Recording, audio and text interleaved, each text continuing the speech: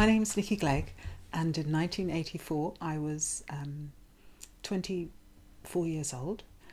I was a couple of years out of university here in Cambridge, and I was working for the Family Planning Information Service, learning and teaching all about sex.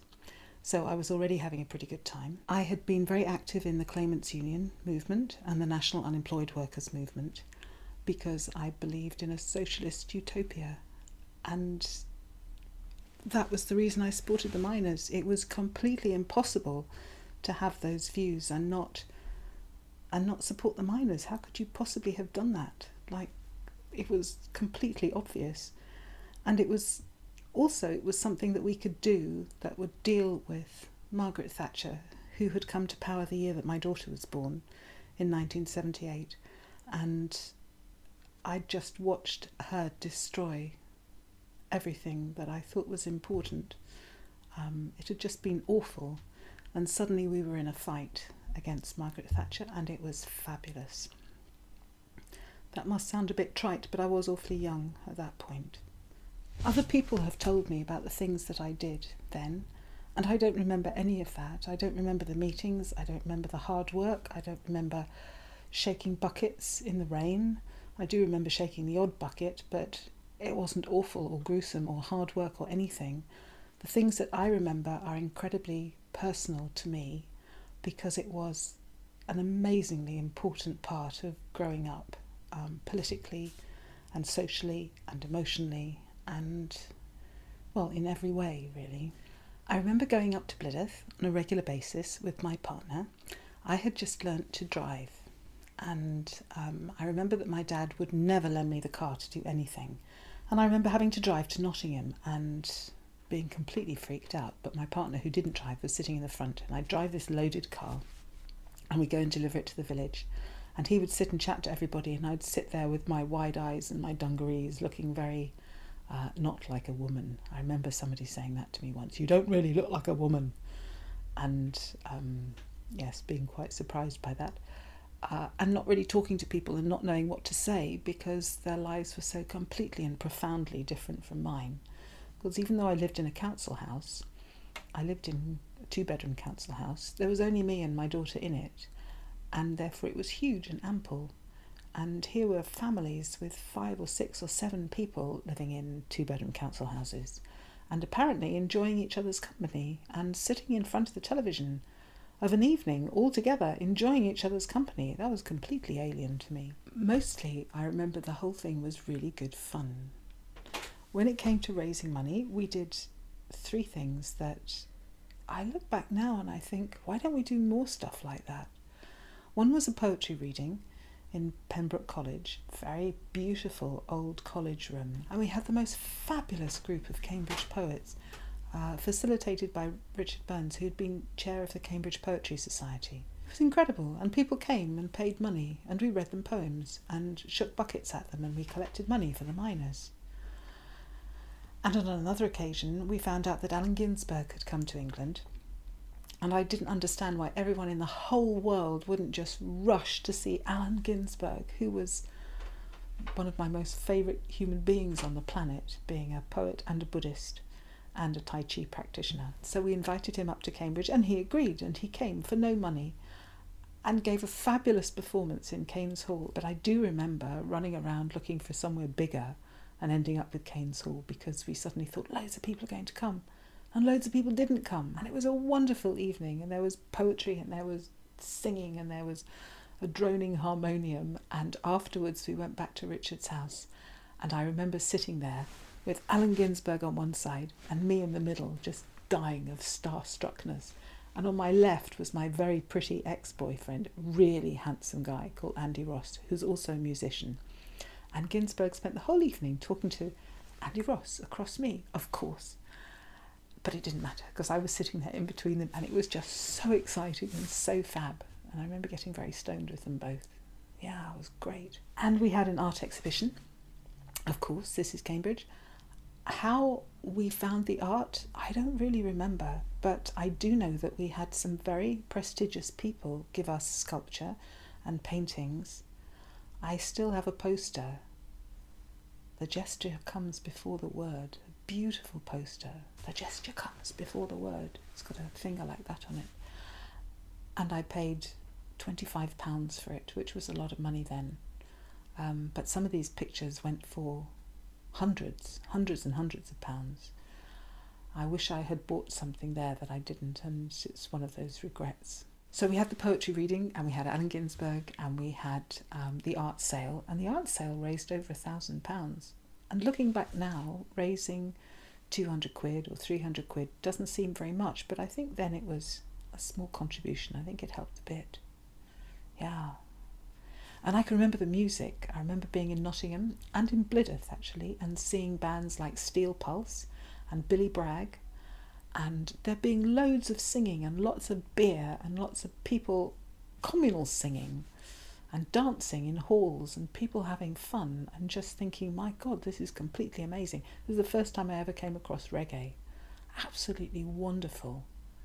There were some amazing bands came out of the strike. My daughter was 5.5 when the miners' strike started, and I had this fantasy that she would look back when she was grown up and remember seeing the wonderful Dennis Skinner speaking to a crowded, smoky hall in Cambridge, because you could smoke then, and be inspired to be politically active for the whole of the rest of her life. So we went along to see Dennis Skinner, and I took her with me, partly for that reason, partly because we had no babysitter, because everyone was at the meeting.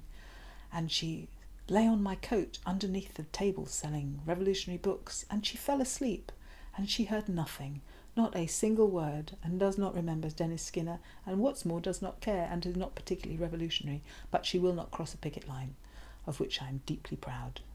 As well as taking the weekly trip up to Blydydd, we went to stay for a week to give some of the families a holiday. So we decamped up there, and I spent a week cooking breakfasts, fry-ups. I learnt how to fry an egg properly, which I hadn't been able to do up till then. And we did eggs, bacon and sausage, toast, tomatoes, the whole works, standing behind this long counter and serving people before they went off on picket duty or when they came back from picket duty. And one evening I went with one of the miners' wives, who was a cleaner, who was cleaning the DHSS offices in Nottingham. Now, the Claimants Union was an organisation which existed in order to make sure that people could claim all the state benefit to which they were entitled, and we were very, very good at getting people everything that they were entitled to. But in order to do that, we had to have access to either very good advice, which we got from the Child Poverty Action Group, or to the 2 absolutely massive books of rules and regulations which were published by the government, outlining the legislation under which people qualified for various things. You could get an extra pair of shoes if your feet were size 13, for example, if they were outsize. Quite odd things like that.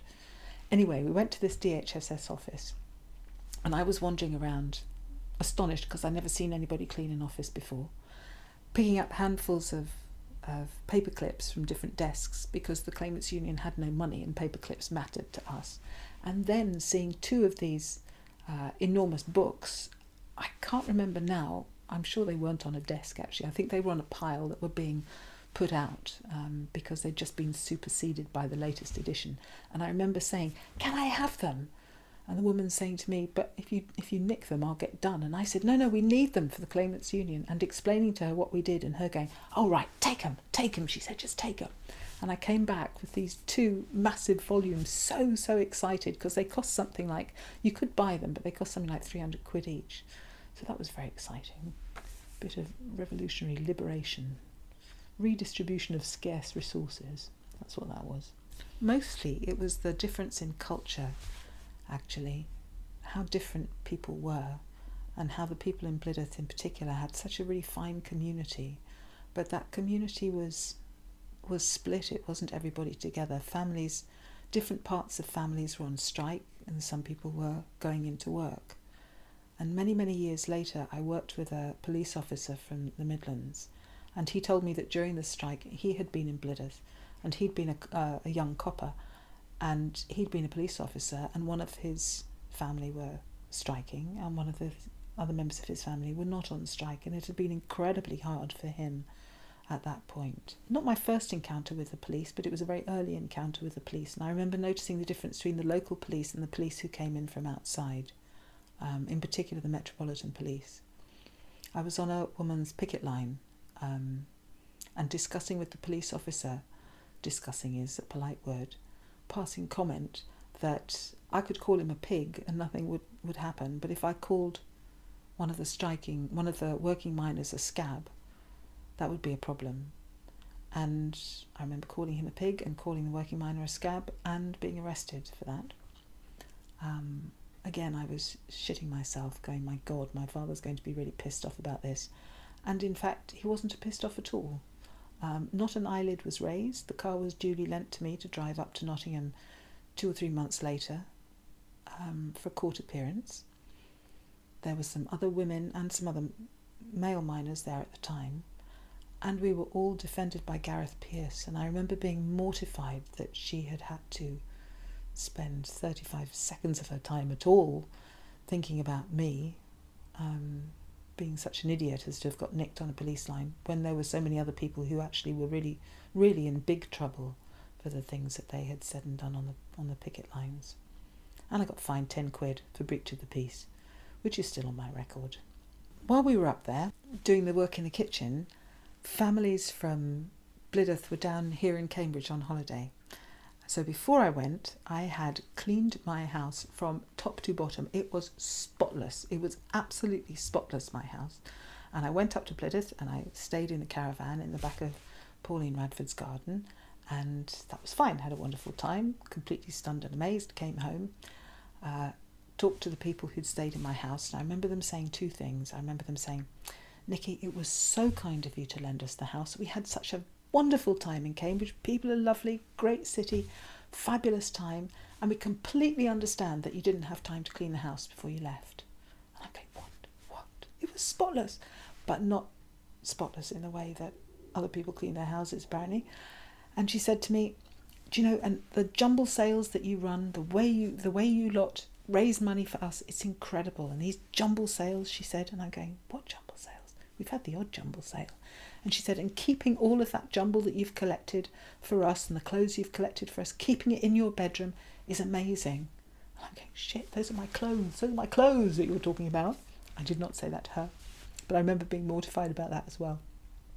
They also talked about one of our colleagues who lived in the most beautiful house, really fabulous house in a posh part of Cambridge, Queen Edith's. And they said, do you know, Ethel, she does so much for us. She said, but have you seen where she lives? Have you seen her house? I mean, she's got tiles on the floor. The poor woman can't even afford a carpet. She's just got these tiles. Well, when we moved into our house, we had tiles like that, pulled them straight up. Well, you would. I mean, you don't want to live with stuff like that. And as for the chairs, do you know, she's got chairs that my grandfather had in his kitchen. Wouldn't keep them a minute. Can't believe that she can't afford anything better than that. So these were old-fashioned, now antique, cottage chairs with the big arms and the beautiful backs that are highly prized by the bourgeoisie, even in those days, and Ethel had probably paid a fortune for if she hadn't inherited them.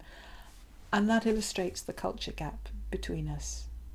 People remember my waterbed. I'd forgotten about my waterbed. I'd forgotten I even had one until I was reminded in the course of this, because it was a laugh. I think it had been given to me by somebody, and it seemed completely normal, but it was quite different from life in Nottingham. Quite different. There was one occasion when, during the strike, my house was burgled, and we called the police, and I remember sitting at the table in the sitting room.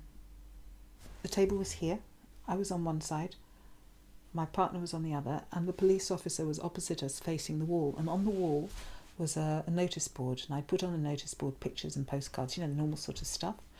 And one of the things was a list of all the members of the miners' support group with their names and phone numbers, because we had a telephone tree and we contacted each other and all that kind of thing.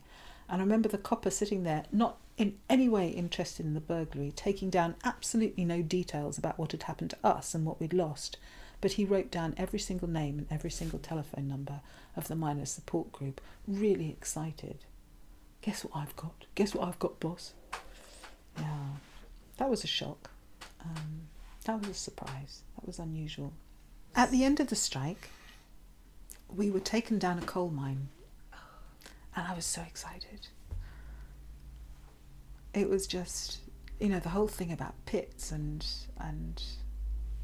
piles of slag and pit wheels, and it was all so romantic and amazing. And I knew about those things because I had read novels, and because I had studied history, and because I had listened to songs by people like Roy Bailey and Leon Rosselson, and I knew the words of those songs that talked about the dreadful lives that people had down pits and stuff like that. So I thought I knew about what went on in pit villages and so on.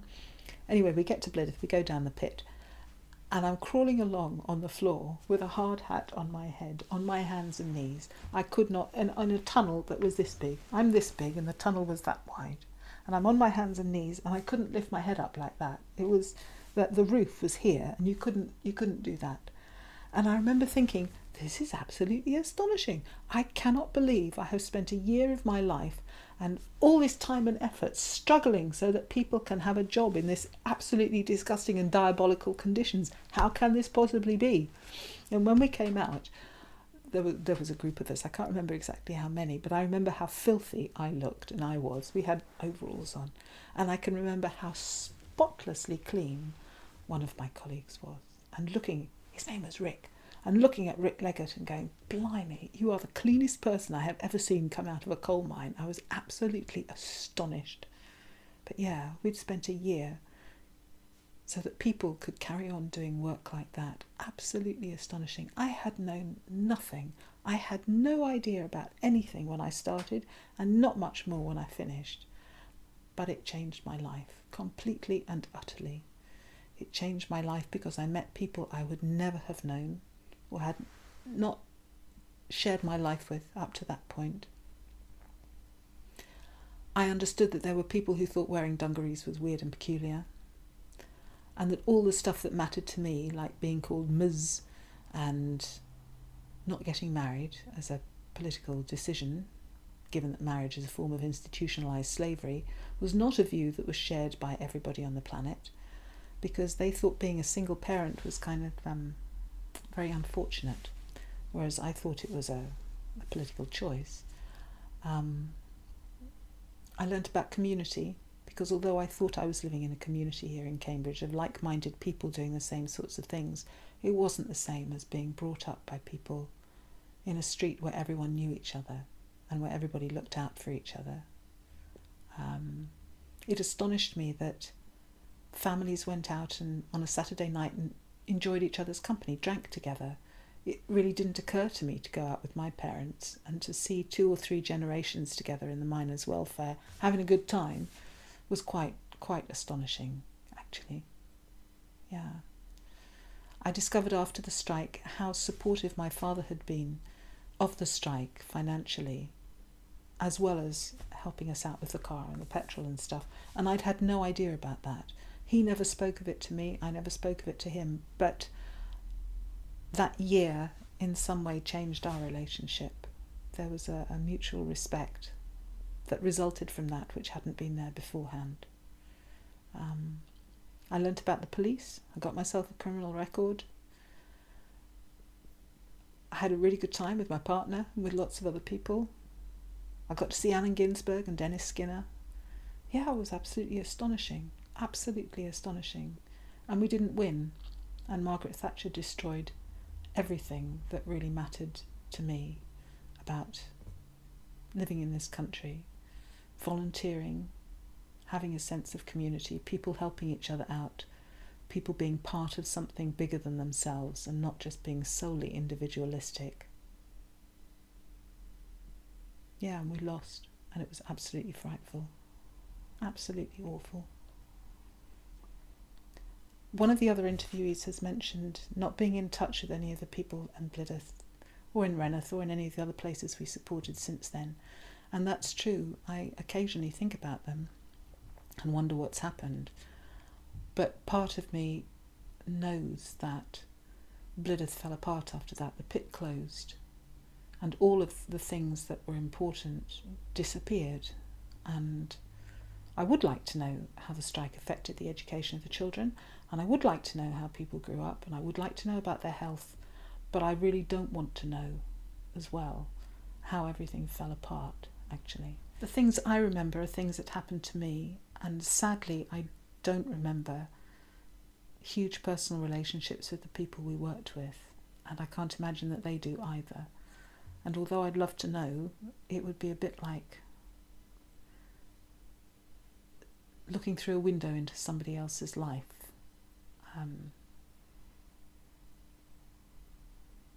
Yeah. So perhaps it's better left just as it is, actually. Yeah.